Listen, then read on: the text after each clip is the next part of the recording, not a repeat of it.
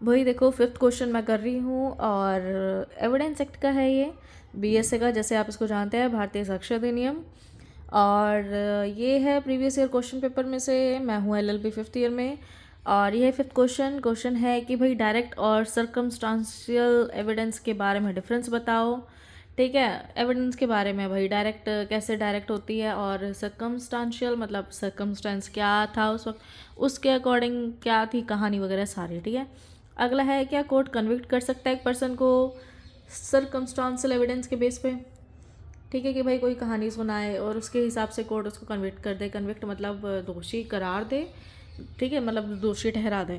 तो अब इसके बारे में हम लोग पढ़ेंगे। फर्स्ट है डायरेक्ट एविडेंस। डायरेक्ट एविडेंस तो हमें पता है भाई, एविडेंस है, ये आई विटनेस है, इसने देखा है इसको चाकू मारते हुए, सामने सामने सारा कुछ उसके सामने हुआ। ठीक है, दैट इज़ आई विटनेस और ये डायरेक्ट एविडेंस हो गया। सर्कमस्टांशियल एविडेंस हो गया सर्कमस्टांस या सिचुएशन के बेस पे, जिसमें कि प्रूव करता है अदर फैक्ट्स को। ठीक है, ऑब्वियसली जब कोई आई विटनेस नहीं है, कोई डायरेक्ट एविडेंस नहीं है, तो उसके अलावा जो होगा वो कहानी ही सुनाएगा। तो ये फैक्ट को प्रूव करता है। From which guilt can be inferred, जिसके हिसाब से जो गिल्ट हो वो पाया जाए, समझा जाए। ठीक है, कि क्या हुआ था एक्चुअल में, जैसे कि फाइंडिंग सस्पेक्ट, फिंगरप्रिंट्स, जैसे कि भाई सर्कमस्टांशियल एविडेंस में फिंगरप्रिंट्स पाए गए हैं सस्पेक्ट के, तो ये वाला एविडेंस हो गया, पर ये डायरेक्ट नहीं है। राइट, आगे चलते हैं। ऐसे ऐसे रख लेती हूँ।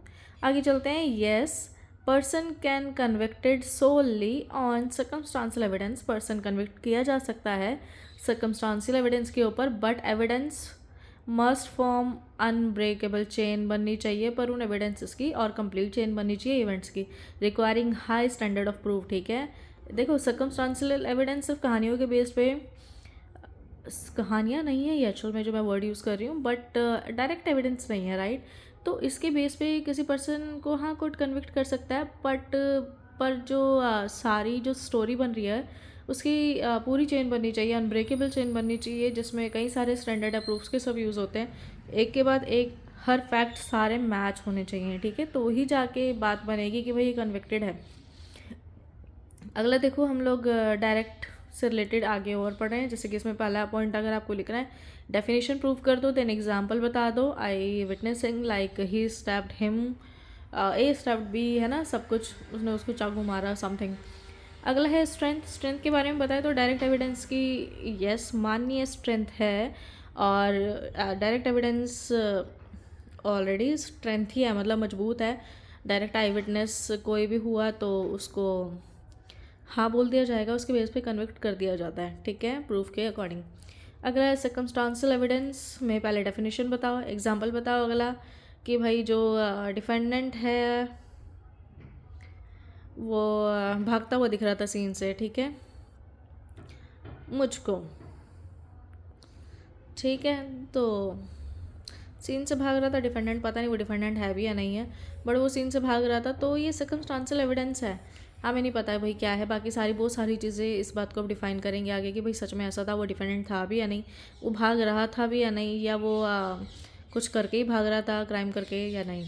अगला स्ट्रेंथ है भाई, ये जो सर्कमस्टांशियल एविडेंस है ये प्रभावी हो सकता है काफ़ी, कैन बी वेरी परसुएसिव, क्योंकि देखो अगर सारी चेन मैच कर गई, अगर आप इतने एक्सपीरियंस हो क्राइम करने वाले या स्टोरी टेलिंग वाले, कि भाई आपने सारी चेन जोड़ दी और आप सच में उसको कन्विक्ट करा गए, तो भाई ये स्ट्रेंथ है।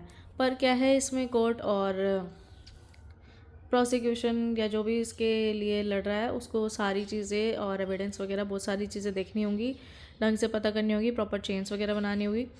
ठीक है, तो ही जाके वो कन्विक्ट होगा। अगला देखो, इसके भी पॉइंट्स हम बनाएंगे। जैसे इन्होंने अगला क्वेश्चन पूछा था, can a court convict a person based on circumstantial evidence. तो अगर हम कन्विक्शन की बात करें, सर्कमस्टांशियल एविडेंस अगर इसमें पॉइंट बनाने हैं तो पॉसिबिलिटी, तो यस हाँ पॉसिबिलिटी है, काफ़ी चांसेस रहते हैं। ठीक है, अगर प्रॉपर चेन बन रही हो, unbreakable chain, complete chain of events. ठीक है, अब रिक्वायरमेंट देखो, रिक्वायरमेंट क्या रहती है इसमें, रिक्वायरमेंट में हम सेम लाइन ऐड कर सकते हैं, requiring high standard of proof, काफ़ी मेहनत की रिक्वायरमेंट रहती है प्रोसिक्यूशन को। ठीक है, जो प्रूफ कर रहा है इसको, तो उसको कई सारे एविडेंस कलेक्ट करने हैं, कई लोगों से जांच पड़ताल करनी है, बात करनी है, सो पता चलेगा।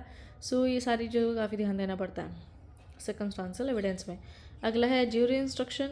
सो ज्यूरी को भी कई सारी चीज़ों पे ध्यान देना पड़ेगा कि भाई जो बात वो कर रहा है, सिचुएशन में बता रहा है, वो साबित कर पा रही है इन चीज़ों को सारी या नहीं, चेन जोड़ पा रही है या नहीं।